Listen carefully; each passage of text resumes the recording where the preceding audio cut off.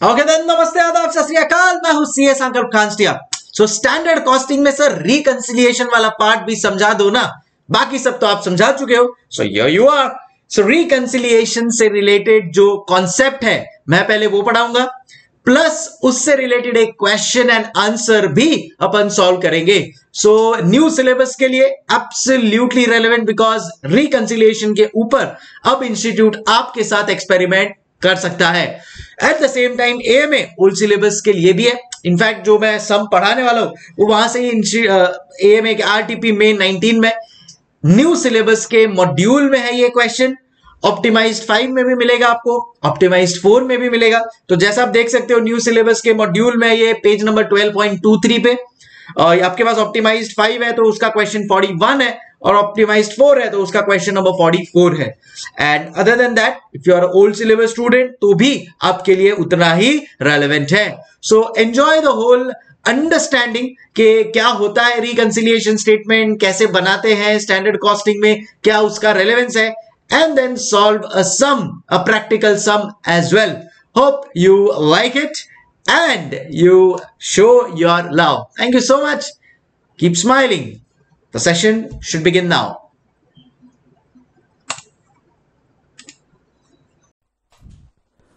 Okay then, so finally all syllabus के लिए आ रहा है ये video, and it is on standard costing. Applicable. The video is applicable for both old and new syllabus. तो जी हाँ, old and new syllabus दोनों को देखना है। स्टैंडर्ड कॉस्टिंग के कॉन्सेप्ट रिकंसिलिएशन से रिलेटेड जी हाँ ये क्वेश्चन है, and let's try and understand this RTP question. मजा आएगा समझने में, प्लस मैं आपको एक रिकंसिलिएशन का ओवरव्यू भी दे दूंगा, एंड ये सम को सॉल्व भी कर लेंगे, and we should look good, right. So old plus new syllabus के लिए दोनों के लिए एप्लीकेबल है ये। आई थिंक ओल्ड सिलेबस के आरटीपी में एंड इससे सिमिलर मिलता जुलता क्वेश्चन न्यू सिलेबस के मॉड्यूल में है, तो आपको दोनों जगह ये कवर हो जाएगा। And reconciliation old and new दोनों के लिए इक्वली एप्लीकेबल है। इंश्योर स्टैंडर्ड कॉस्टिंग ऑप्शन में नहीं छोड़ना है बच्चों, सब करना है। एंड यू नो मैंने प्रॉपर एक्सप्लेनेशन हर एक कॉन्सेप्ट का यूट्यूब पे भी डाल दिया है, so I hope that will be helpful to you. Without wasting any time, question number 5 page number 3 of RTP old syllabus में 2019 अपन स्टार्ट करने जा रहे हैं, and here it is in front of you. अगर आपने ओपन नहीं किया है तो वीडियो को पॉज कर दो, प्लीज उसको ओपन करो, and then we are going to start. Alright, चलो लेट्स गेट स्टार्टेड। तो चलो फटाफट क्वेश्चन को रीड करेंगे एंड स्टार्ट करेंगे on that note. Sapro manufacturing company is a leading consumer goods company. Okay, the budgeted and actual data of SMC for the year 17-18 is as follows, and आपके सामने प्रस्तुत है वो table. क्या उन्होंने अपने को दिया है sales and production in units, उन्होंने अपने को दिया है सेल्स इन रुपीज, मतलब टोटल सेल्स वैल्यू दिया है, फिर लेस वेरिएबल कॉस्ट, फिर less fixed cost, and finally we have a profit. अगर आप देखोगे तो उन्होंने अपने को बजटेड प्रॉफिट दिया है, अगर आप देखोगे तो उन्होंने अपने को एक्चुअल प्रॉफिट दिया है, एंड द रिजल्टिंग वेरिएंसेस। तो सर कैलकुलेट क्या करना है, सब तो अवेलेबल है, चलो देखते हैं required part. Budgeted data shown in the table is based on the assumption that total market size would be 4 lakh units, but it turned out to be 3,75,000 units. Okay, तो कैन आई से ये question है market size and market share के ऊपर, जो as a student अपने को काफी ट्रबल करता है। यस, अब ये क्वेश्चन को मैं आपको सॉल्व करवा दूंगा, obviously with the introduction of concept as well. And अब आता है रिक्वायर्ड पार्ट। वो क्या बोलता है कि prepare a statement showing reconciliation of budgeted profit to actual profit through marginal costing approach for the year 17-18 is as much details as possible करके। क्या बात है, awesome guys। So can I say that अपने को यहां पे दो important fundamentals clear होना चाहिए करके। व्हाट? एक रिकंसिलिएशन स्टेटमेंट, दूसरा market size and market share variances. मैं हूं ना, I will take you through both of them. तो पहले मैं इन दोनों का कॉन्सेप्ट आपको बता दूंगा। ऑब्वियसली थोड़ा क्विक वे में रखेंगे अपन लोग इसको, बट पूरा क्लियर करेंगे एंड देन फिर ये सम को सॉल्व करेंगे। Market is extremely important for your exams यार, ठीक है। एंड जैसा मैंने बोला, बोथ ओल्ड एंड न्यू दोनों के लिए इक्वली एप्लीकेबल है। So are you ready? Then let's get started with two concept. तो पहले मैं क्या करूंगा पता है क्या, आपको एक कॉन्सेप्ट समझा दूंगा रिकंसिलिएशन का, बिकॉज उन्होंने रिक्वायर्ड पार्ट में पूछा क्या है, पूछा उन्होंने रिकंसिलिएशन ही है, राइट। सो अब सबसे पहले मैं आपको रिकंसिलिएशन क्या होता है स्टैंडर्ड कॉस्टिंग में एंड कैसे करना है वो फटाफट बता दूंगा। एंड देन जब वो रिकंसिलिएशन के लिए नंबर्स की जरूरत पड़ेगी, तब मार्केट साइज और मार्केट शेयर के साथ मुझे खेलना पड़ेगा। तो वो मार्केट साइज मार्केट शेयर कैसे कैलकुलेट होगा वो भी मैं आपको बताऊंगा, right. So it's going to be a fun time for the next I think 1 hour और so maximum. But as I said, ये दोनों अगर हो गया आपका तो काफी सारे कॉन्सेप्ट्स भी ओपन अप हो जाएंगे and you will be in a position to solve this question. So let's start. तो आ जाते हैं अपन reconciliation statement as per standard costing. Now सबसे पहले अपन लोग ने रिकंसिलिएशन स्टेटमेंट कहां पे पढ़ा है, याद करो। Yes correct, FYJC SYJC first year junior college, मतलब 11th standard 12th standard CPT में, if you all remember bank reconciliation statement वहां पे अपन ने पढ़ा था। एंड अपने आर्टिकलशिप लाइफ में प्रैक्टिकली किया भी अपन लोगों ने बैंक रिकंसिलिएशन स्टेटमेंट। तो यूजुअली कोई भी कंपनी में आप ऑडिट करने जाते हो तो डेफिनेटली BRS तो टैली करते ही हो, right. So what is that? What is a bank reconciliation statement? In simple terms, bank account with us and bank account with the bank. तो सर वो तो मैच होना ही चाहिए ना, बट नहीं मैच होता है। क्यों? कई बार अपन लोग ने चेक इशू कर दिया है, अपने बुक्स में एंट्री कर दिया, बट सामने वाले ने उसको डिपॉजिट नहीं किया, या अपन ने चेक डिपॉजिट नहीं कर दिया बट बैंक में वो अभी तक क्लियर नहीं हुआ। Maybe some passbook charges, debit charges जो अपने को नहीं पता, बैंक ने डेबिट कर दिया, so on and so forth. So होता क्या है, bank balance as per bank and bank balance as per me and my business होना तो दोनों सेम चाहिए, पर होता नहीं है। किसकी वजह से? वही फाइंड करने के लिए अपन लोग बनाते हैं क्या, reconciliation statement. Same way if you all remember IPCCA inter में अपन लोग ने किया है reconciliation of financial and reconciliation of cost accounting. वहां पे भी से बैड डेब्ट्स का एंट्री है, अगर वो कॉस्टिंग में नहीं आएगा वेयर फाइनेंशियल अकाउंटिंग में आएगा। फाइनेंशियल एक्सपेंसेस और फाइनेंशियल इनकम कॉस्टिंग में नहीं आएगा, बट वही मेरा फाइनेंस में आएगा। वैसे ही कुछ नोशनल कॉस्ट है जो शायद कॉस्ट में आ जाएगा बट फाइनेंस में नहीं आएगा। अब आइडियली बिजनेस तो एक ही है, तो प्रॉफिट्स तो फाइनेंशियल अकाउंट और कॉस्ट अकाउंट का मैच होना चाहिए, बट नहीं होता है। तो अपन क्या बनाते हैं, रिकंसिलिएशन स्टेटमेंट, जिससे पता चलता है कि भाई ये जो डिफरेंस आया है वो किसकी वजह से आया है, राइट है। वैसे ही है अपना स्टैंडर्ड कॉस्टिंग। यहां पे भी सबसे पहले अपन क्या करते हैं, that's right, the whole focus of standard costing is कि अपने को एक बजटेड नेट प्रॉफिट चाहिए। मुझे पता होना चाहिए मेरे बिजनेस के लिए कि फ्यूचरिस्टिकली मैं कितना प्रॉफिट अर्न करने वाला हूं। Let's go back to some more detail. तो अगर सपोज अज्यूम करो कि मैं हूं Mukesh Ambani, the head of Reliance industries limited, and अब मैं चाहता हूं कि मेरे बिजनेस में पब्लिक पैसा इन्वेस्ट करके रखे। सो अब obviously Mukesh Ambani Reliance industries limited 30-40 year old company है। समझो नेक्स्ट ईयर के लिए अभी मेरा मई है एंड मई में मेरा एनुअल जनरल मीटिंग है मेरे शेयर होल्डर्स के साथ, करेक्ट। सो एनुअल जनरल मीटिंग में अपन क्या डिस्कशन करते हैं, दो चीजों का मेन डिस्कशन होता है। एक पास्ट का कि भाई how was our past and if it was good then we will declare dividend, correct. And दूसरा चीज होता है discussion of future, which is the most important thing, because ये फ्यूचर के डिस्कशन के ऊपर ही पता चलेगा कि वो जो शेयर होल्डर मेरे सामने बैठा है ना, वो इन्वेस्टेड रहेगा या नहीं इन्वेस्टेड रहेगा, राइट है। So Mukesh Ambani, suppose I am Mukesh Ambani, आप मेरे शेयर होल्डर हो, आपने अब तक मेरी कंपनी में इन्वेस्ट करके रखा है बिकॉज आपको अच्छा रिटर्न मिला है, capital invest, appreciation, dividend, everything is good, but आप इन्वेस्टेड रहोगे या नहीं वो किसके ऊपर डिपेंडेंट है, वो मेरे फ्यूचर के ऊपर डिपेंडेंट है। एंड मेरा फ्यूचर यानी मैं आपके साथ डिस्कस करूंगा कि अब आने वाले साल के लिए जब मैं आपको अगले AGM में मिलूंगा तब तक what is the profit that I am expecting, what is the profit that I am expecting, listen to my words, क्या बोला मैं, what is the profit that I am expecting. So जो expected profit होगा basically वो मेरा can I से nothing but क्या होगा, budgeted profit. So मैं as a owner, director of the company, CEO of the company, आप शेयर होल्डर के साथ क्या डिस्कस कर रहा हूं, बजटेड प्रॉफिट, राइट. सो मैं आपको बोलूंगा कि इतना बजटेड प्रॉफिट होगा and next year upon discuss करेंगे कि एक्चुअल में इतना हुआ या नहीं. तो मैं आपको बोलूंगा this years budgeted profit will be 100 billion and समझो एक्चुअल प्रॉफिट आया है 95 बिलियन. सो ऑब्वियसली जो बजटेड प्रॉफिट सोचा था वैसा एक्चुअल में हुआ क्या, नहीं सर. तो there has to be some reasons जिसकी वजह से ये नहीं हुआ.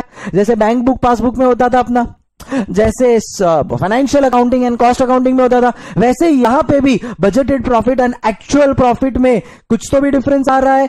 उसका रीजन पता होना चाहिए and we will discuss that. अभी अंडरस्टैंडिंग गाइस, यस और नो. तो अब समझ में तो आ गया अपने को कि रिकंसाइल किसको करना है, किसको करना है, अपने को रिकंसाइल करना है, yes, budgeted profit with the actual profit.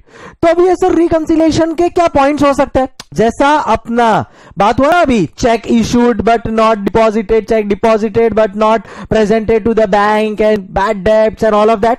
वैसा ही यहां पे क्या आ सकता है, तो लॉजिकली सोचो कि what probably could be the reason for the difference. तो सोचो क्या रीजन हो सकता है. तो again go back to the example. अपने को मुकेश अंबानी ने बजटेड प्रॉफिट दिया है करके, राइट. किसने, मुकेश अंबानी ने. नाउ मुकेश अंबानी ने प्रॉफिट कैसे फाइंड किया रहेगा, बजटेड नेट प्रॉफिट. तो ऑब्वियसली नेट प्रॉफिट क्या होता है, चलो मेरे को बताओ सर. नेट प्रॉफिट होता है sales minus cost. Sir net profit होता है sales minus cost, correct. Yes sir, absolutely correct. तो कैन आई से हमारे मुकेश अंबानी पहले गए होंगे सेल्स मैनेजर के पास, उसके बाद गया होगा वो सेल्स मैनेजर के बाद किसके पास गया होगा, वो सेल्स मैनेजर के पास गया होगा मार्केटिंग मैनेजर के पास. इन दोनों से उसने फाइंड किया रहेगा भाई क्या सेलिंग प्राइस होना चाहिए, क्या मार्केट का डिमांड होगा. फिर गया होगा वो प्रोडक्शन मैनेजर के पास एंड परचेज मैनेजर के पास. यहां से पता होगा कि चला होगा कि भाई टोटल कितना मटेरियल से रिलेटेड कॉस्ट लगने वाला है. फिर गया होगा वो लेबर मैनेजर के पास. अरे यार एवरीबॉडी याद आ रहा है कि नहीं. फिर बाद में ही would have gone to the variable overhead manager, fixed overhead manager, ये सब के पास गया होगा एंड इवेंचुअली उनको पता चला होगा क्या कि टोटल नेट प्रॉफिट कितना आया है, जिसको अपन ने नाम दिया बजटेड नेट प्रॉफिट. बिकॉज अभी तक एक्चुअल प्रोडक्शन एंड सेल चालू नहीं हुआ है, करेक्ट. तो ये तो कहना ही से बजट है. जो इंडिविजुअल रिस्पॉन्सिबिलिटी मैनेजर्स जो बजट के लिए रिस्पॉन्सिबल है उन्होंने नंबर्स दे दिए. तो सेल्स मैनेजर ने, परचेज मैनेजर ने, मार्केटिंग मैनेजर ने, लेबर मैनेजर ने, सब ने अपने नंबर्स दे दिए एंड अपने को पता चल गया कितना रे वो नेट प्रॉफिट आने वाला है ऑन द बजटेड लेवल, जो मुकेश अंबानी डिस्कस करेगा अपने शेयर होल्डर्स के साथ as a future expected net profit. अब आया कितना वो तो ईयर एंड पे पता चलेगा अपने को, करेक्ट. सो ये बजटेड नेट प्रॉफिट के लिए कौन रिस्पॉन्सिबल थे, करेक्ट. कैन आई से सेल्स मैनेजर जो शायद प्राइस के लिए रिस्पॉन्सिबल था, करेक्ट. यहां पे फिर बाद में रिस्पॉन्सिबिलिटी था हमारे वॉल्यूम मैनेजर का, which is nothing but marketing manager. अरे याद आ रहा है एवरीवन. फिर बाद में कौन रे वो material manager responsible, labour manager and यही मैनेजर्स का जो रिस्पॉन्सिबिलिटी था उनका जो कॉस्ट है will become part of my reconciliation statement, will become part of my reconciliation statement. समझे. सो थीम क्या है, this calculation is going to be the theme and profit है अपने पास. End of the day reconcile होना ही चाहिए था कि भाई हमने क्या सोचा था एंड क्या हुआ. तो किसकी वजह से ये वेरिएशन आया है, material, labour, variable overhead, fixed overhead, sales, सबकी वजह से, correct. Which is accumulation of all this. समझो. अब आ जाओ यहां पे, अब एक proper fundamentally strong reconciliation statement बनाएंगे। तो अगेन थॉट प्रोसेस क्या है, मैंने क्या बोला, लॉजिकली सोचने का। तो लॉजिकली थॉट प्रोसेस क्या है, सबसे पहले अपन जाएंगे बजटेड नेट प्रॉफिट के पास, बराबर। फिर अपन बोलेंगे भाई ये प्रॉब्लम बजटेड नेट प्रॉफिट और एक्चुअल नेट प्रॉफिट का है। अब अगर इन दोनों में प्रॉब्लम है तो क्या प्रॉब्लम है वो अपने को फाइंड करना पड़ेगा। So it can be a positive variance, it can be a negative variance, जैसे फेवरेबल या एडवर्स, वो अब अपन लोग यहां पे लिस्ट डाउन करते जाएंगे। तो सबसे पहले किसकी बात चल रही है, प्रॉफिट की बात चल रही है। तो बजटेड नेट प्रॉफिट बेसिकली क्या होगा, कहना इसे ये होगा मेरा budgeted production into budgeted net profit per unit, correct. अब इसमें ऐड और लेस करेंगे कुछ चीजें, तो पूछो क्या sir, okay so I will tell you. इस बजटेड नेट प्रॉफिट में अपन लोग ऐड या लेस करेंगे सबसे पहले सेल्स मैनेजर से रिलेटेड वेरिएंसेस। अब ये सबसे बड़ा कैच है, सेल्स रिलेटेड जो है ना वेरिएंसेस, उसके जो मार्जिन वेरिएंसेस है वो कंसिडर करना है। अब इफ यू ऑल नो, तो नहीं पता है अगर वेरिएंसेस के बारे में, तो मेरे डिटेल्ड कॉन्सेप्चुअल वीडियोस देखो, उससे याद आएगा, आपको समझेगा दैट सेल्स से रिलेटेड दो वेरिएंस होता है, एक बेस्ड ऑन टर्नओवर, एक बेस्ड ऑन मार्जिन। एक बेस्ड ऑन टर्नओवर, एक बेस्ड ऑन मार्जिन। मार्जिन वाला जो होता है ना, that basically means related to net profit. और अपन अभी यहां पे रिकंसाइल क्या कर रहे हैं, नेट प्रॉफिट। सो रिकंसाइल करना है नेट प्रॉफिट को, इसके लिए अपन सेल्स का मार्जिन रिलेटेड वेरिएंसेस लेंगे। इसके लिए अपन लोग सेल्स का मार्जिन रिलेटेड वेरिएंसेस लेंगे। सो उसमें आ जाते हैं दो वेरिएंसेस, कौन से, तो सेल्स मार्जिन प्राइस वेरिएंस, इसके अंदर आ जाएगा दूसरा सेल्स मार्जिन वॉल्यूम वेरिएंस, समझो। अब बाकी फटाफट हो जाएगा। और क्या क्या है, तो अब आएगा मेरा मटेरियल मैनेजर, मतलब प्रोडक्शन परचेज मैनेजर से related material cost variance. It can be positive, it can be negative, वो अपन को जैसा जो होगा वो अपन इधर अपने रिकंसिलिएशन में लिखते जाएंगे। फिर मटेरियल कॉस्ट वेरिएंस के बाद labour cost variance, variable overhead cost variance and fixed overhead cost variance. A totality of this will complete your reconciliation statement, ladies and gentlemen. I hope एकदम logically and conceptually आप clear हो चुके होंगे, right? So perfect. This is how it works. So ये देखो इधर अपन लोग रिकंसिलिएशन समझने की कोशिश कर रहे हैं, उसके लिए मैंने आपको एक एग्जांपल बताया एंड उससे अपन ने डिराइव किया कि रिकंसिलिएशन में होना क्या चाहिए, एंड बेस्ड ऑन दैट अपना ये statement of reconciliation in standard costing is ready. अब यही अपना रिक्वायर्ड पार्ट है, इसको प्रॉपरली प्रेजेंट करना है अपने को। देखो required part, prepare a statement showing recon of budget to actual through marginal costing approach for the year in as much detail as possible। करेंगे अब वो अपन कैलकुलेशन धीरे धीरे। तो करें स्टार्ट। अब आपको क्या करना है, एक बार ये प्लीज कॉपी कर लो, एक बार ये अंडरस्टैंडिंग ले लो, तब तक वीडियो पॉज कर दो, परवाह नहीं, नो प्रॉब्लम। तब तक आप वीडियो पॉज कर दो, प्रॉपर अंडरस्टैंडिंग ले लो एक बार इसका, वापस से लिख लो कहीं पे, सो दैट जब अपन सम करने को जा रहे हैं ना, your concept should be as clear as an arrow। Okay चलो, थैंक यू। अब मैं स्टार्ट कर रहा हूं आगे के कैलकुलेशंस, आप पॉज करके अपना लिख सकते हो। चलो आई विल कैरी ऑन। एक बार आप क्वेश्चन भी रीड कर लो। चलो भाई, तो कहना इससे अब अपन लोग अपना रिकंसिलिएशन स्टेटमेंट स्टार्ट करेंगे। तो क्या करेंगे, अपने को ये सब बेसिकली कैलकुलेट करना है एज सच। सो क्या क्वेश्चन में ये सब चीजें दी हुई है? Okay so let's check. देखो क्वेश्चन में सेल्स से रिलेटेड काफी कुछ चीजें दी हुई है। Okay so we will utilise that, plus उन्होंने कुछ तो भी रहे वो market size and market share के बारे में बोला है, उसको एनालाइज करेंगे। फिर क्या बोला है, लेस वेरिएबल कॉस्ट। तो instead of giving material plus labour plus variable, उन्होंने एक ही दे दिया है, वो है वेरिएबल कॉस्ट, तो डायरेक्टली इसको यूटिलाइज कर लेंगे। एंड लास्ट में दिया है fixed cost. So step by step अपने को जाना है, कोई गाई नहीं है। एंड अपने को बेसिकली ये जो स्टेटमेंट है उसको प्रॉपरली कंप्लीट करना है करके, राइट? चलो लेट्स स्टार्ट नाउ। तो सबसे पहला है सेल्स वाले वेरिएंसेस, तो उसमें sales price variance is what we will calculate, correct? तो चलो आओ कैलकुलेट करते हैं।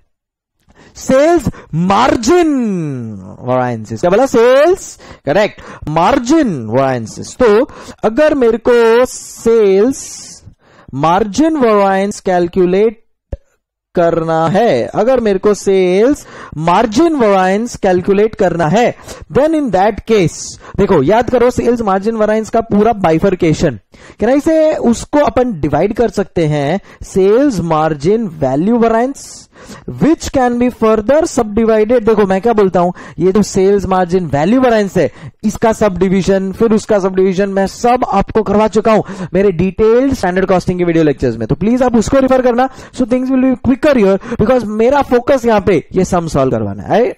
आई hope you understand that point. ठीक है, तो sales margin value variance can be divided into two parts, एक है sales margin volume variance and दूसरा है सेल्स मार्जिन प्राइस वेरिएंस। ये sales margin volume variance can further be subdivided into sales margin mix variance and sales margin quantity variance, and ये sales margin quantity variance can further be subdivided into sales margin market size variance and sales margin market share variance. समझी गुरु? This is how it is represented, correct? अब इसमें से अपने को क्या ढूंढना है? बेसिकली अपने को तो ढूंढना है सेल्स मार्जिन वैल्यू वेरिएंस। एक बार वो ढूंढ दिया फिर सब आ गया। अरे लुक एट दिस रिकॉन ना, रिकॉन में क्या बोला है? Sales margin price variance plus sales margin volume variance, जो होता क्या है in totality sales margin value variance. तो डायरेक्टली या तो वो कैलकुलेट कर लो अगर उसके नंबर्स अवेलेबल है तो, but if you closely analyse वो कहीं ना कहीं ढूंढना थोड़ा मुश्किल हो जाएगा डायरेक्ट बेसिस पे, बट चलो ट्राई करते हैं उसको कैलकुलेट करना। तो सेल्स मार्जिन वैल्यू वेरिएंस का फॉर्मूला क्या है? सबसे पहले तो वो लिख लेते हैं। तो लॉजिकली सोचो, कैन आई से it is nothing but budgeted margin minus actual margin. But hold on, यहां पे क्वेश्चन ने क्लियरली बोला है, यहां पे क्वेश्चन ने क्लियरली बोला है, क्या बोला है sir? That you have to strictly use marginal costing approach. अपन जो यूजुअली स्टैंडर्ड कॉस्टिंग समझते हैं ना, that is based on absorption costing approach. यहां पे उन्होंने क्या बोला है? करेक्ट, यहां पे उन्होंने बोला है मार्जिनल कॉस्टिंग अप्रोच। तो कैन आई से मार्जिनल कॉस्टिंग अप्रोच अगर उन्होंने बोला है यहां पे, so instead of writing budgeted margin अपन लोग यहां पे लिख लेंगे बॉस क्या? Budgeted contribution minus actual contribution. क्या लिख लेंगे? Budgeted minus actual contribution. तो अब आप पूछेंगे सर बजटेड कॉन्ट्रीब्यूशन क्या होगा? Simple, budgeted selling price into budgeted contribution per unit. वो क्या होता है? Budgeted selling price minus budgeted variable cost, not budgeted total cost. Contribution है ना बेटा, ओनली बजटेड वेरिएबल कॉस्ट करके, राइट? एंड एक्चुअल कॉन्ट्रीब्यूशन कितना आएगा? Minus actual selling price into actual contribution per unit. तो ये क्या आएगा? Actual sales price minus actual variable cost. Simple, बराबर है, बराबर। But yes you got it, जैसे अपन लोग वहां पे करते थे यहां पे भी आएगा क्या? It will become budgeted variable cost, it will become budgeted variable cost. Reasoning go to detailed videos, वहां पे समझेगा। क्लियर है? ओके, तो अब इसका कैलकुलेशंस अपने को देखना है, तो चलो आओ कैलकुलेशंस देखते हैं इसका फटाफट। बजटेड सेलिंग प्राइस, क्या मेरे को बजटेड सेलिंग प्राइस मिल सकता है? एवे मिल सकता है आराम से। क्या होगा? 21 lakh divide by 2 lakh, correct, वो हो जाएगा budgeted selling price. So 21 lakh divide by 2 lakh होता है 10.5। ये बजटेड सेल्स क्वांटिटी आएगा, sorry budgeted sales quantity. Okay, तो क्या आएगा budgeted contribution? Budgeted selling price 10.5 minus budgeted variable cost. क्या है budgeted variable cost? 12,66,000 divide by 2 lakh 6.33। So इधर आ गया ये 6.33। तो मेरे को क्या मिल जाएगा वो करके? करेक्ट, मेरे को मिल जाएगा बजटेड कंट्रीब्यूशन पर यूनिट जो होता है 4.17। समझू? एंड सामने क्या है? बजटेड सेल्स क्वांटिटी, वो कितना है मेरा करके? 2 लाख यूनिट। सो इधर आ जाएगा 2 लाख। सो 2 लाख इंटू 4.17 होता है 8,34,000। कितना? 8,34,000। एंड एक्चुअल कंट्रीब्यूशन कितना आएगा? एक्चुअल सेल्स, अरे भाई इधर भी आएगा मेरा actual sales quantity, right? Okay, so actual sales quantity into actual contribution per unit. तो देखो एक्चुअल सेल्स कंट्रीब्यूशन कितना है वो करके? Sir 1,65,000। So we will say here 1,65,000 multiply by actual selling price minus budgeted variable cost. भैया budgeted variable cost तो है 6.33, actual selling price कितना है? सो एक्चुअल सेलिंग प्राइस आ जाएगा मेरा 16,92,900 divide by 1,65,000 is equal to 10.26। सो आया ना तुम लोग का भी यार? थोड़ा फटाफट, कम ऑन एवरीबॉडी। यस, ये दोनों का डिवीजन करो ना। 1692,900 divide by 1,65,000 actual selling price मिलेगा ना करके। सो 10.26 माइनस 6.33 होता है 3.93 मल्टीप्लाई बाय 1,65,000 होता है 648,450 and 834 minus 648,450 is equal to 1,85,550। अच्छा, फेवरेबल या एडवर्स? सोचो सो सिंपल सर। सोचा था 8,34,000 का कंट्रीब्यूशन लाए, बट ला पाए क्या? कम लेकर आए हैं। सो कम लेकर आए तो it is not good from the point of view of contribution and therefore we will say it is adverse. So अपन लोग यहां पे जो रिकंसिलिएशन बना रहे हैं ना, वो रिकंसिलिएशन में डायरेक्टली लिख सकते हैं क्या?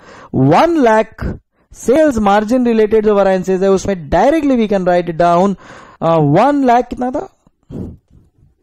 1,85,550 एडवर्स है। तो प्रॉफिट पे इंपैक्ट पॉजिटिव और negative? Obviously negative. So we will write it in bracket 185,550। समझे? तो एक तो भाई ये डायरेक्ट मेथड है जो मैंने तुमको बता दिया। दूसरा मेथड है इंस्टीट्यूट का मेथड, तो थोड़ा लंबा है बट वो भी मेरे को बताना तो पड़ेगा आपको। Why? Because end of the day institute is are my बाप, is are everything, is god for us. So अब इंस्टीट्यूट के हिसाब से जो डिटेल्ड वाला वर्किंग है वो अपने को करना है। सो आइदर मैं डायरेक्टली लिख दूं sales margin value variance, no tension, या डिटेल्ड वाला लिखूं। तो जब डिटेल्ड वाला मैं लिखूंगा ना तो उसमें मेरे को कुछ और नंबर्स कैलकुलेट करने पड़ेंगे, जैसे sales margin price variance and sales margin volume variance. But अगर आप एक चीज नोट करते हो यहां पे, तो उन्होंने market size and market share का इन्फो दिया है, तो वो चाहते हैं आप उसको भी यूज करो। So now what we will do is this, ध्यान से सुनना। अपन उनको बोलेंगे कि ठीक है भाई देखो, मिक्स एंड क्वांटिटी तब भी आएगा जब एक से ज्यादा प्रोडक्ट्स हो। मिक्स एंड क्वांटिटी तब भी आएगा जब एक से ज्यादा प्रोडक्ट्स हो। तो कहना इसे मिक्स एंड क्वांटिटी है ही नहीं, नॉट एप्लीकेबल, 0। सो अगर वो है ही नहीं, एप्लीकेबल ही नहीं है, तो ये this is out. Now can I say so sales margin volume variance will be equal to sales margin market size plus sales margin market share करके। अरे बाबा, ये दोनों मिक्स और क्वांटिटी को एलिमिनेट कर दिया बिकॉज एक से ज्यादा प्रोडक्ट ही नहीं है, तो बाय डिफॉल्ट भाई ये 0, ये 0, सो ये 0 है तो ये, समझे? So sales margin volume variance will now be equal to market size and market share variance because quantity is 0। समझू? सो अब अपने को क्या कैलकुलेट करना है पता है क्या? करेक्ट, अब अपने को कैलकुलेट करना है sales margin market size variance, sales margin market share variance, जिससे अपने को मिलेगा total sales margin volume variance plus अपन करेंगे सेल्स मार्जिन प्राइस वेरिएंस तीनों को। तो अभी अपन क्या करेंगे, तीन चीज कैलकुलेट करेंगे, 1 एंड 2 एंड 3 एंड ये तीनों का total and of the day होगा क्या, सेल्स मार्जिन वैल्यू वेरिएंस, जो मैं डायरेक्टली तुम लोगों को समझा चुका हूं यहां पे, समझे। बट ठीक है, आईसीआई को अपन रिस्पेक्ट करेंगे, वो है तो हम है। सो उनके हिसाब से उन्होंने क्या किया है, सेल्स मार्जिन प्राइस ढूंढा है, sales margin market size and market share ढूंढा है, जो इवेंचुअली होगा इधर ही match. But I hope logically मैं आपको दोनों चीज एकदम फंडामेंटली क्लियर कर चुका हूं करके, राइट। चलो ऑन दैट नोट, अब 3 things is what we have to find. क्या 3 things? What are those 3 things? Correct. Sales margin price वाला variance, sales margin market share वाला and sales margin market size वाला। चलो एक एक करके कैलकुलेट करते हैं। पहले करेंगे sales margin size price variance calculate. तो सेल्स मार्जिन प्राइस variance सबसे पहले फॉर्मूला क्या है सर उसका, तो सेल्स मार्जिन प्राइस वेरिएंस का formula, yes, budgeted selling price minus actual selling price into actual sales quantity, correct. अब ये सेल्स मार्जिन प्राइस वेरिएंस लिखो, सेल्स प्राइस वेरिएंस लिखो, सेल्स मार्जिन प्राइस वेरिएंस लिखो, सेल्स कंट्रीब्यूशन प्राइस वेरिएंस लिखो, everything will give you the same answer. और मैं इसको prove कर चुका हूं, डिटेल्ड वीडियो में प्रूव कर चुका हूं। तो प्लीज एक रिक्वेस्ट है, you can visit that, idea आ जाएगा। सो बेसिकली अब अपन कैलकुलेट क्या कर रहे हैं, सेल्स मार्जिन प्राइस वेरिएंस या सेल्स मार्जिन कंट्रीब्यूशन वेरिएंस या सेल्स प्राइस वेरिएंस, तीनों का आंसर एक ही जाना है, तीनों का आंसर एक ही जाना है। तो जब अपने पास अवेलेबल इंफो सेल्स मार्जिन या सेल्स प्राइस वेरिएंस का अवेलेबल है, आंसर सेम ही है, तो फटाफट उसी को कैलकुलेट कर लेते हैं ना यार, व्हाट से। सो what we will do is quickly calculate sales price variance। तो क्या होता है sales price variance, budgeted sales price minus actual sales price into actual sales quantity। अब देखो budgeted selling price अभी जो अपन ने निकाला है भाई लो, देखो यहां के लिए budgeted selling price अपन ने निकाला था 10.5, ध्यान से देखो रे, मिलेगा, दिखेगा। एक्चुअल सेलिंग प्राइस अब भी निकाला था 10.26, याद आ रहा है आपको, करेक्ट। सो अपने पास बजटेड सेलिंग प्राइस है, अपने पास एक्चुअल सेलिंग प्राइस है, करेक्ट, क्या चाहिए और। So budgeted selling price is I think 10.5 but minus actual selling price is 10.26 into actual sales quantity भी है, वो कितना है अपना 1,65,000। सो ये है 1,65,000। सो कितना हो जाएगा 10.5 माइनस 10.26 इंटू 1,65,000 कितना होता है 39,600। अभी क्लियर एवरीबॉडी। अब जो सोचा था उससे कम सेलिंग प्राइस में बेचा, सो इट इज गुड और bad, obviously it is bad, so we will say it is adverse. ठीक है, सो ये देखो अपने क्या बात हुई, अपने को ये 3 चीजें फाइंड करनी है, जिसमें से ये अपना आ चुका है 39,600 एडवर्स।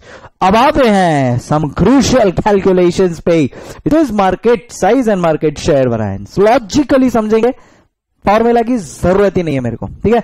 अब प्लीज आप सिर्फ इतना एक बार कॉपी कर लो, ठीक है। कहीं पे भी अटक रहे हो, pause the video, relisten, will be done. चलो विदाउट वेस्टिंग एनी टाइम अब आ रहे हैं अपन सेल्स मार्केट साइज वेरिएंस पे, सेल्स मार्केट साइज वेरिएंस पे। Okay, if you are a student of mind जिसने यार पेन ड्राइव या लाइव लेक्चर में अटेंड किया है, तो आई एम श्योर आप लोग को ये कॉन्सेप्ट याद होगा। Yes, you can listen this video, तो एक क्विक ब्रश अप हो जाएगा। जो नहीं कर चुके हैं उनके लिए मैं बेसिक से पढ़ाऊंगा। What is sales market size variance, logically अपन लोग समझने की कोशिश करेंगे। तो लॉजिकली सेल्स मार्केट वेरिएंस होता है मार्केट साइज वेरिएंस। तो फोकस, तवज्जो किसके ऊपर है, साइज के ऊपर। What is the size that you are expecting of the market? Question में सब कुछ दिया है। चलो अभी क्वेश्चन को एकदम खाली कर देंगे अपन, so that we can focus only on the required conceptual things. अपन क्या चाहते हैं कि अपना मार्केट साइज कितना बजट किया था अपन ने, तो अपन ने मार्केट साइज बजट किया था 4 लाख यूनिट्स, पूरे मार्केट का साइज, पूरे मार्केट का साइज। फॉर एग्जांपल मेरे को पेट्रोल सेल करना है, तो मेरे लिए मार्केट साइज कितना हुआ, जितने भी स्टूडेंट्स ये फाइनल में है वो मेरे लिए क्या हुआ, मार्केट साइज। अगर से फॉर एग्जांपल वॉच की कंपनी को जानना है उसका मार्केट साइज क्या है, तो जो भी लोग वॉच पहन सकते हैं, मेल फीमेल, उस हिसाब से बाइफर्केशन करके that becomes your market size. तो भाई हर एक बिजनेस को अपना मार्केट साइज तो पता ही होना चाहिए, तो ही वो एस्टिमेट कर पाएगा कि भाई उसमें से उसका शेयर कितना है, करेक्ट। तो फिलहाल अपन क्या फोकस कर रहे हैं, इंडस्ट्री मार्केट साइज कितना है, किस पे फोकस है, इंडस्ट्री मार्केट साइज पे। क्या इंडस्ट्री मार्केट साइज दिया है, यस सर। कितना दिया है sir, 4 lakh units, but it turned out to be 3,75,000 units. तो एक सेकंड मैं पहले इधर लिख लेता हूं कि भाई हमारा इंडस्ट्री मार्केट साइज कितना है, बजटेड इंडस्ट्री मार्केट साइज कितना है, तो इट इज 4 लाख यूनिट्स। और सामने एक्चुअल इंडस्ट्री मार्केट साइज निकला कितना, एक्चुअल इंडस्ट्री मार्केट साइज निकला कितना, तो इट इज 3,75,000 यूनिट्स। अब अपने को सबसे पहले डिटरमाइन करना है कि ये अपने लिए एक पॉजिटिव चीज हुई या नेगेटिव चीज हुई। क्या 4 लाख यूनिट्स हमने सोचा था हमारा मार्केट साइज होगा, बट 3,75,000 यूनिट्स ही मेरा इंडस्ट्री एक्चुअल मार्केट साइज हुआ, गुड और बैड। सोचो, अब अगर ये मेरा लाइव बैच होता तो मैं obviously I take 5 minutes and student को बोलता मैं सोचो, एंड फिर बाद में जो हमारा काउंटर आर्ग्यूमेंट होता है, इट्स फन।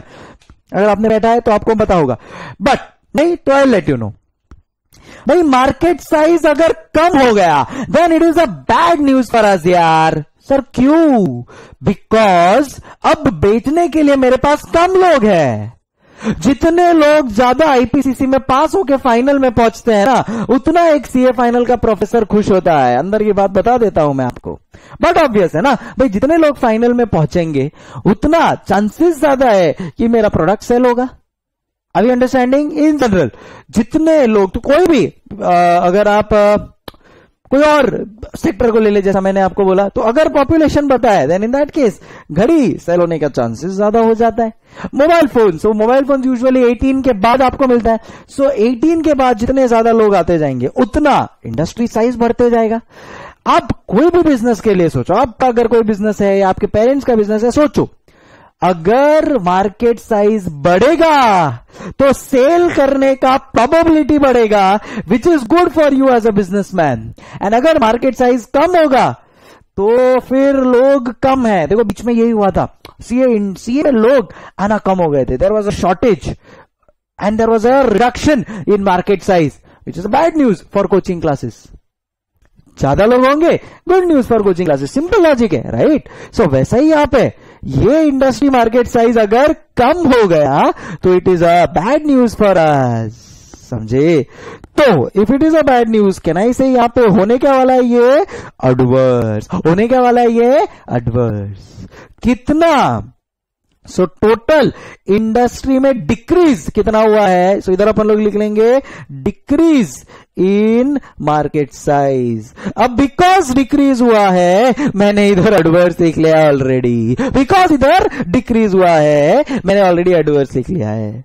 अब अपने को इंडस्ट्री का मार्केट साइज वेरिएंस नहीं निकालना है, अपने को अपना मार्केट साइज वेरिएंस निकालना है। सो इंडस्ट्री का ओवरऑल मार्केट साइज 25,000 से कम हुआ, उससे मेरे को क्या इंपैक्ट पड़ा है, मेरे को वो कैलकुलेट करना है। तो मेरे को ये इंपैक्ट पड़ा है that as a result of this मेरा टोटल शेयर कितना कम हो गया, is what I will calculate. तो अब वो मैं आपको यहां पे बताऊंगा, ध्यान से समझना।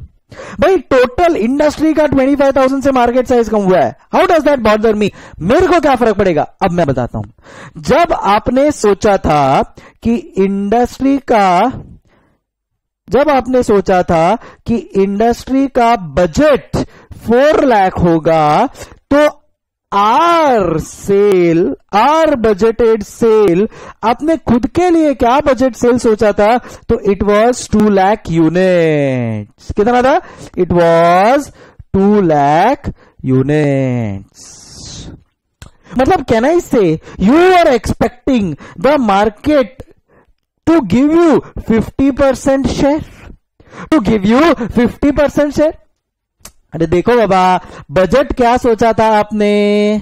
बोलो बोलो, टेल बजट आपने क्या सोचा था? सर हमने बजट सोचा था कि 4 लाख यूनिट्स होगा, जिसमें से आपने खुद का कितना सेल्स यूनिट्स होगा था? सर 2 लाख यूनिट्स का। सो कैन आई से 50% शेयर आप एक्सपेक्ट कर रहे हैं अपने आप के लिए? अब यहां पे मार्केट साइज 25,000 से डिक्रीज हुआ है, आपके ऊपर इंपैक्ट क्या आएगा? वो ही उतने ही परसेंटेज का। सो कैन आई से 12,500 यूनिट्स सेल करने का मेरा स्कोप कम हो जाएगा।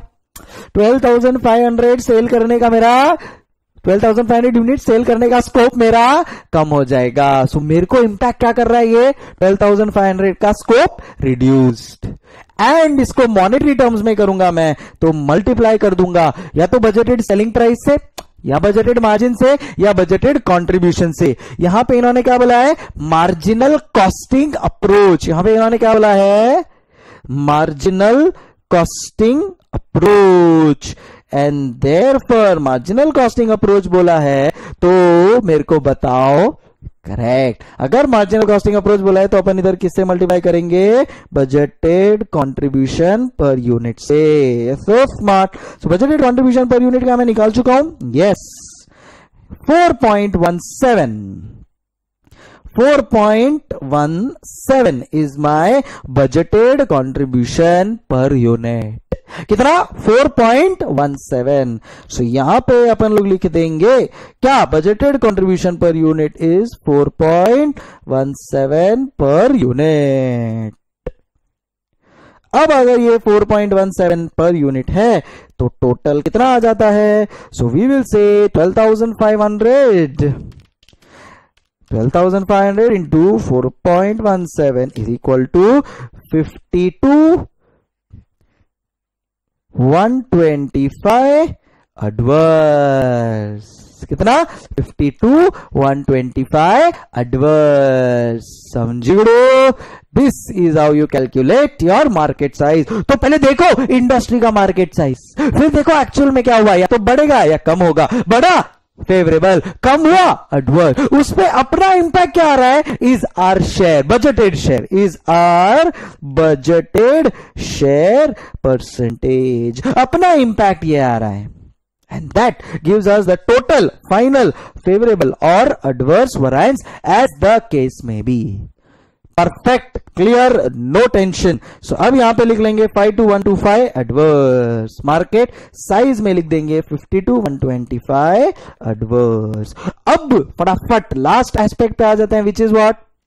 Correct, sales margin, sales market share variance, sales market share variance। तो बोलो tell what will be the sales market share variance। Try करो कैलकुलेट करने का, अब सोचने का। चलो I let you know how it works, pay attention.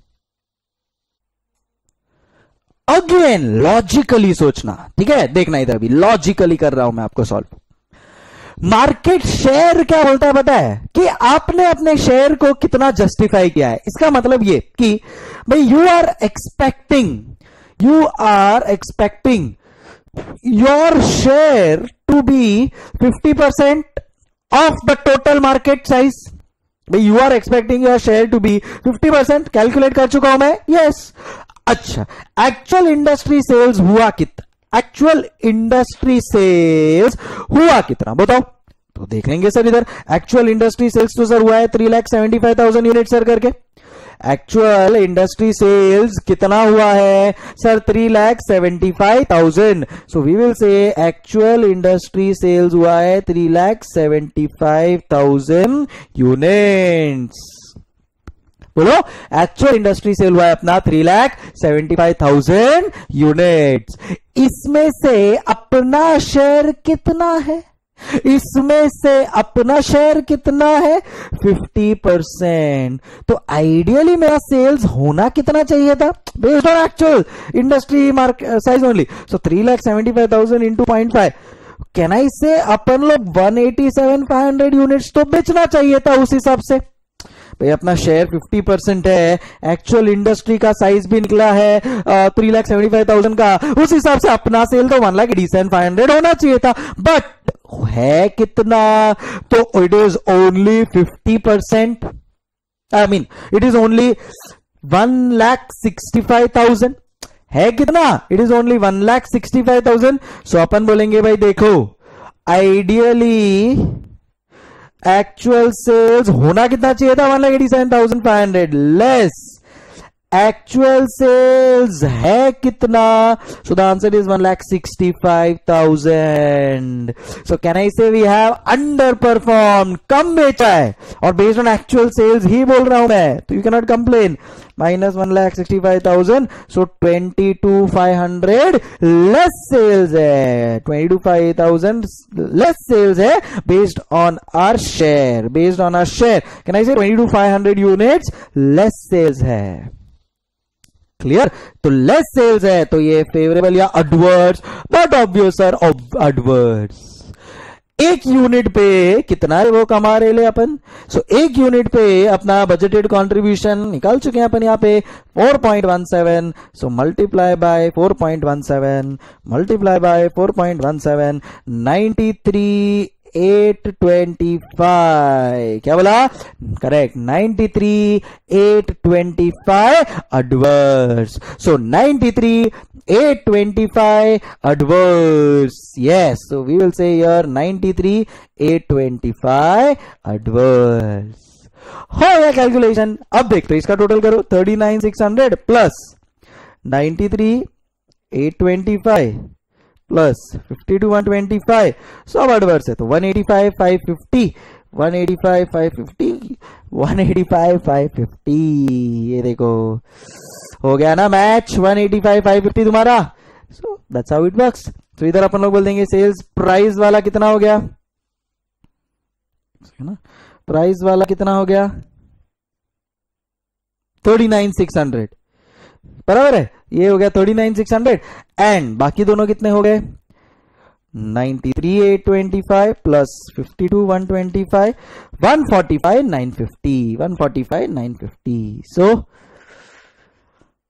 39,600 less 145,950 less, या तो ये पूरा एक 185,550 कर दो या ऐसे ही कर दो, but we are clear logically with the concept of market size, market share and recon. अब बस कुछ फॉर्मेलिटीज बाकी है, चलो उनको कैलकुलेट कर लेते हैं। चलो सो सी, मेरे को जो मेन ये सम के थ्रू पढ़ाना था ना वो मैं बता चुका हूं, अब आई एम श्योर आप भी इसको क्रैक कर लेंगे। कहीं पे भी आपको अटक रहे हो, नोट्स लिखना है, प्लीज होल्ड ऑन कॉपी, कोई प्रॉब्लम नहीं है, hold on copy, hold on copy.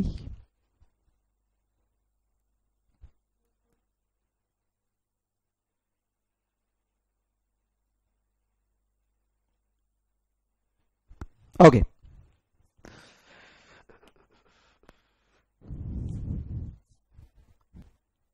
चलो अब आ जाते हैं कुछ लास्ट एस्पेक्ट्स के ऊपर, फटाफट सॉल्व हो जाएगा।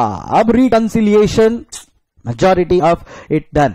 अब material cost variance, labour cost variance and variable overhead को वो लोग ने कंबाइन करके एक वेरिएबल ही रखा है, सो अपन भी इसको इरेज कर देंगे एंड एक ही रखेंगे, वो क्या है वेरिएबल ओवरहेड कॉस्ट वैरिएंस। तो चलो कितना आता है देखते हैं। चलो मैं ये वाला रब कर देता हूं, ये 185,500 हटा देते हैं 550। ओके चलो अब आ जाते हैं वेरिएबल ओवरहेड कॉस्ट वैरिएंस पे। I think we can quickly calculate the variable overhead cost variance. तो क्या होता है variable overhead cost variance, student का इसमें भी गलती होता है, नहीं होना चाहिए। What is that, it is standard variable overhead minus actual variable overhead. अच्छा अब स्टैंडर्ड वेरिएबल ओवरहेड क्या होता है, this is the catch, it is actual production into standard variable overhead per unit minus actual variable overhead। समझियो? अब बताओ actual production कितना है, 1,65,000। अब आप कंफ्यूज हो जाएगा, बोलोगे सर एक्चुअल प्रोडक्शन क्यों लिया? अरे मेरे को कंपेयर करना है, सो आउटपुट कंपेरेबल बना के इनपुट को कंपेयर करना है। Remember my lectures, output comparable बना के इनपुट कंपेयर करना है। सो आउटपुट क्या है मेरा? 1,65,000। दोनों का वो सेम रखेंगे, अभी कंपेयर कर पाएंगे हमारा variable overhead. Standard variable overhead per unit कितना है, which we can easily calculate from this two. So अपन बोलेंगे 12,66,000 माइनस डिवाइड बाय 2 लाख 6.33, तो इंटू 6.33 कैसे आया ये? तो इधर देखो क्वेश्चन को, 12,66,000 divide by 2 lakh, 12,66,000 divide by 2 lakh units. Okay, समझू? ठीक है, लेस एक्चुअल वेरिएबल ओवरहेड कितना है करके 1074150 1074150 परफेक्टली ऑल राइट। अब देखते हैं 1,65,000 इंटू 6.33, तो 1,044,450 माइनस 1,074,150 कितना होता है? 29,700। अच्छा बोलो पॉजिटिव या नेगेटिव, मतलब फेवरेबल या एडवर्स? देखो सोचा था उससे ज्यादा खर्चा किया है, इट इज एडवर्स। सोचा था उससे ज्यादा खर्चा किया है ना आपने बेटा, 44 का 74 हो गया, so we will say it is adverse. So adverse है तो नेगेटिव, करेक्ट? कितने गया? ये रहा। So 29,700 adverse. एंड लास्ट है फिक्स्ड ओवरहेड कॉस्ट वेरिएंस, वो तो एकदम इजीली मिल जाएगा। तो चलो वो भी कैलकुलेट कर लेते हैं।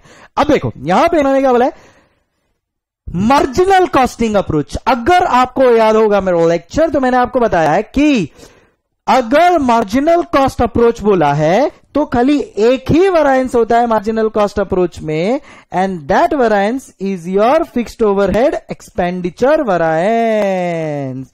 सो खाली एक ही आएगा, वो है fixed overhead expenditure variance in marginal approach. So marginal approach में खाली एक ही आएगा, क्या?